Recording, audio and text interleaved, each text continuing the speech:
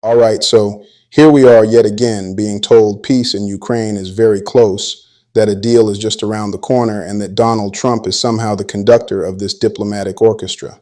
And then, like clockwork, Vladimir Putin steps up to the Russian Defense Council and says, in no uncertain terms, that Russia will liberate its historic lands, by force if necessary, and create a buffer safety zone.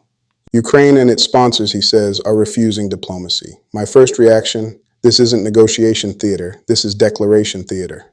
And if you are still buying the peace hype, you are watching the wrong play. I'm going to walk you through why the so-called peace process is a dead end, why Russia's terms are immovable granite, and why the war is likely to end not with a treaty, but with a battlefield collapse, possibly before summer 2026. So on December 20th, 2025, the Russian Defense Ministry held its annual collegium where Putin spoke for about 40 minutes. The key clip that is circulating shows him laying out two distinct paths: diplomatic resolution of the root causes, or military liberation of historic Russian lands and the creation of a buffer safety zone. He specifically mentions that if the other side and its foreign sponsors refuse to move diplomatically, Russia will act militarily. This is not new rhetoric, but the context is everything. The West is pushing a narrative that Trump can charm Putin into concessions. But Putin just told his entire military leadership that the objective is unchanged. The territories that voted to join Russia, Crimea, Donetsk, Luhansk, Kherson, Zaporizhzhia, are permanently part of Russia. He wants legal recognition, not de facto respect. He wants all NATO infrastructure out of Ukraine, all Ukrainian troops off Russian-held land, and then elections. These are the same terms he laid out on June 14, 2024 at the Russian Foreign Ministry. As multiple sources have reported, including Reuters and NBC News, there has been zero movement on these core demands. The peace talks are essentially a monologue disguised as dialogue. Now, what strikes me about this is the sheer consistency. Putin is not bluffing. He is not posturing for domestic consumption alone. The Russian position has been carved in stone for 18 months. The West, however, keeps interpreting this as a starting point for negotiation. It is not. It is a precondition for negotiation. And here's the thing that most analysts miss. Putin's reference to historic Russian lands is not rhetorical fluff. It is a legal and ideological framework that ties the current conflict to a 1,000-year narrative of Russian statehood. When he says liberate, he is not using the word casually. He is invoking a civilizational mission that resonates deeply inside Russia and cannot be walked back without catastrophic political cost to himself. Let us talk about the team that is supposedly negotiating on the American side. Trump has delegated this to Steve Witkoff and Jared Kushner. But before that, let me tell you something I have been using lately to keep my brain clear during this chaos. It's called Mom's Meals. They deliver chef-prepared, ready-to-eat meals straight to your door with options for every lifestyle, including keto-friendly meals, diabetic-friendly options, low-carb, low-cholesterol, halal, and vegetarian meals. Their meals are designed with nutrition in mind and reviewed by registered dietitians, so you know you're getting balanced, thoughtfully prepared, healthy, fresh food. Prices start from just $9.99 per meal, which is honestly a steal for the convenience and nutrition you get. If you are juggling work, family, and trying to make sense of the ongoing geopolitical mayhem, this is a sanity saver. I have put the link in the description, and you can get 50% off your first order if you want to try it. Back to Witkoff and Kushner. According to reporting from Bloomberg and The Guardian, these two have zero diplomatic portfolio, zero foreign policy experience, and zero institutional support from state or defense. They are essentially deal makers who have been told to go fix Ukraine. That is not how multi-party wars end. Larry Johnson, a former CIA analyst, called this an ad hoc foreign policy run by rank incompetence and political grifters. My assessment is harsher. This is not incompetence, this is structural incapacity. Trump operates on the art of the deal framework: maximum pressure, unpredictability, photo ops. That works in real estate when you can bully a subcontractor. It fails catastrophically when the other side has nuclear weapons, 1.5 million troops, and a clear, non-negotiable bottom line. The unpredictability that even Trump Jr. bragged about at the Doha Forum, that nobody knows what his father, President Trump, is going to do next, is the kiss of death in international relations. States need predictability to calculate risk. Putin has been utterly predictable, same term since June 2024. Trump has been utterly unpredictable. 28-point plan, then a peace summit, then radio silence, then a tweet about Zelensky being a dictator, then another call to Putin. This is not statecraft, this is chatterbation, the verbal equivalent of self-gratification where you talk to your own echo chamber and pretend it is progress. The West sits in its country club, as my friend described it, and tells itself Ukraine is winning. Meanwhile, on the actual battlefield, Russia is not teetering on the edge of collapse. It is consolidating control over 300 additional communities in 2025 alone, according to the Russian Ministry of Defense briefing that Putin referenced. Here's the part that really stands out to me. This is not an interstate war in the classic sense. This is a civil war that metastasized. The root trigger was the February 2014 Maidan coup, which was backed by the United States and European Union. After Maidan, the new government in Kiev enacted policies of language discrimination, suppression of Russian culture, and legal harassment of the Ukrainian Orthodox Church. As reported by the BBC and Guardian at the time, these were not fringe policies. They were state-directed. For Moscow, this was a humanitarian intervention on behalf of ethnic Russians, an argument the U.S. has used in Kosovo, Libya, and elsewhere. You do not have to agree with the Russian framing to understand that this is the central complaint. The West keeps trying to reframe the war as unprovoked aggression. Putin keeps saying, no, we are ending a civil war that you started. Until Western policymakers confront that civil war origin story, they will keep proposing solutions that ignore the root cause. The military math is stark and underreported. Russia now has approximately 1.5 million troops under arms, with 700,000 to 800,000 committed to the conflict. Meanwhile, Ukraine's forces are estimated at around 300,000, and that is before factoring in the 8-to-1 or 9-to-1 casualty ratio that Patrick Lancaster and others have cited based on leaked Pentagon assessments and open source intelligence body count analysis.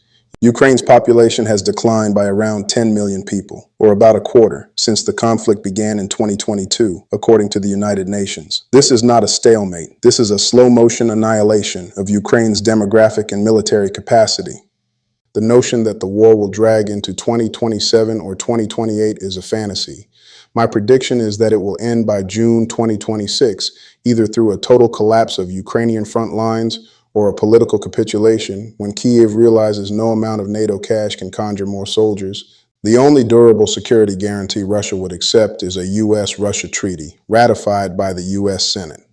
Anything else, executive agreement, handshake deal, UN resolution, is worthless because Washington has proven it will tear up deals at the next election.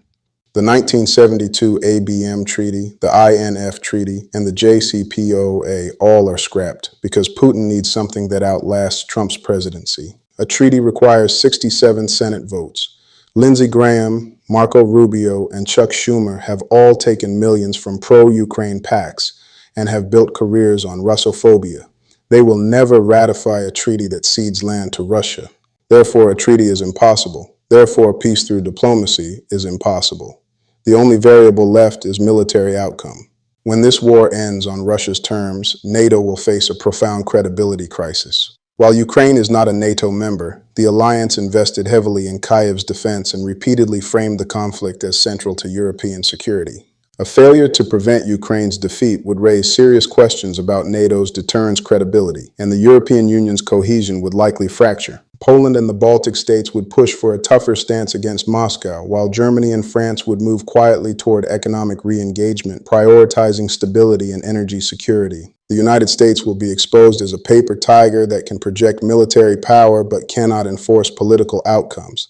That is a paradigm shift. The unipolar moment, which arguably ended in 2008, will be officially buried. We will enter a truly multipolar world where regional powers set the rules in their neighborhoods. What really worries me is the ideological hangover. The West has pumped so much propaganda into its own population, talking about Russian collapse, Ukrainian victory, shadow fleets, and so on, that when the inevitable settlement comes, the domestic political backlash will be severe. Voters will ask, why did we spend $200 billion to lose? The answer, because we believed our own lies, is not politically sustainable. This will fuel populist revolts, Brexit-style exits from EU common defense policies, and possibly even impeachment proceedings in Washington if the scale of failure becomes undeniable. My personal assessment is that Putin understands this dynamic better than anyone in Washington. He is not in a hurry. He will keep grinding away, taking a village here, a town there, inflicting 1,000 casualties a day, and letting the West exhaust itself politically and financially. Russia's economy is on a war footing, but it is stable. 3% growth, low unemployment, import substitution working. Meanwhile, Ukraine's economy is on life support. 60% of the budget is foreign aid, inflation is double digits, and the demographic drain is catastrophic. Time is on Russia's side. Every month that passes, Ukraine gets weaker and the West's attention span shortens. Now, what does this mean for you, the viewer? First, do not expect a negotiated settlement that looks like a compromise. The compromise already happened. Russia offered in 2022 to keep Donetsk and Luhansk inside Ukraine with autonomy. The West pressured Kyiv to reject it. That window is closed. The only question now is how much more territory Russia takes before Kyiv says enough. My bet, all 5 oblasts plus a buffer zone that pushes NATO artillery out of range of Moscow. That is the buffer safety zone Putin mentions. Second, watch the U.S. domestic politics. If Trump fails to deliver peace, his base will turn on him. If he tries to force a settlement that cedes land, the neocons in Congress will impeach him. He is trapped. The only move left is to declare victory and withdraw aid, forcing Ukraine to sue for peace on Russia's terms. That is the most likely outcome. A frozen conflict where Russia holds the land, Ukraine is de facto neutral, and the U.S. claims credit for stopping the war while actually abandoning its client. It is cynical, it is effective, and it is exactly what a real estate guy would do. Walk away from a bad deal and rebrand the loss as a win. Third, keep an eye on the information war. The term shadow fleet that Lloyd's and Western media keep pushing is part of the narrative that Russia's oil trade is illegal. But Russia is selling oil legally under its own insurance, using its own tankers, flying its own flag. Attacking a Russian-flagged vessel is an act of war. The drone strike off Libya was a test balloon. Russia will respond, but on its own timeline and in a way that costs the West more than it costs Moscow. Expect asymmetric retaliation, cyber attacks on shipping insurers, fertilizer export restrictions, or titanium supply cuts. The goal is not to sink a tanker. The goal is to remind the West that escalation hurts both sides. In the end, what we are watching is not a peace process. It is a managed defeat process. The West is managing its own political defeat while pretending to pursue peace. Russia is managing its military victory while pretending to be open to diplomacy. Both sides are lying, but only one side's lie is sustainable. The lie that Ukraine can win is collapsing. The lie that Russia will accept less than its stated objectives is also collapsing. The truth is emerging. The war ends when Russia says it ends, on Russia's terms, and the U.S. gets to watch from the sidelines. My forward-looking prediction is stark. By June 2026, Russian forces will control all 5 annexed oblasts, plus a buffer zone along the Dnieper. Ukraine will either formally surrender those territories in a treaty or simply stop fighting and accept the new borders as facts on the ground. The U.S. will claim it ended the war by cutting aid. Europe will be divided between those who want to re-engage with Moscow economically and those who want to maintain a Cold War posture. NATO will survive in name only, but its credibility as a deterrent will be gone. And historians will look back and say, the West fought a proxy war against Russia, lost and learned nothing. That is my analysis. It is not cheerful, it is not popular, but it is what the facts, the sources, and the strategic logic point toward. If you disagree, drop a comment. If you think I am reading Putin wrong, tell me why. But bring sources, bring logic, and bring an open mind. Because what is happening right now is not just about Ukraine. It is about the end of an era, and we need to be clear-eyed about what comes next. Be all blessed, and I will see you in the next one. Do not forget to subscribe, like, and hit the bell button if you want to receive future updates.